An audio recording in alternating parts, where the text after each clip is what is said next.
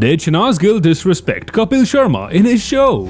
पहले मैं एक चीज बात बोलना चाहती, मेरा ना सर दुख रहा है तुम्हारे एसी से। इतना पैसा है प्रोडक्ट, माना सलमान सर की प्रोडक्शन हाउस का है, लेकिन सीधा एसी की हवा कहाँ से आ रही है? आपके ऊपर एक्चुअली पूरा वो डक्ट है, आप वहाँ जहाँ कैन यू प्लीज मैनेज आप? After this video appeared on the internet, people are not liking Shehnaaz's attitude towards Kapil Sharma. Shehnaaz ji कैसी हैं आप? आपके जो बाल है ना वो नीचे लड़कों वाले दिख रहे हैं सारे। And after the episode was telecasted, people started believing that Shehnaaz is being very disrespectful towards people. Some say she used to be cute, but now she is irritating. Then she was bubbly and innocent, and now it feels like she is trying hard to keep it simple. But as always, what are your thoughts on this changing attitude of Shehnaaz Gill?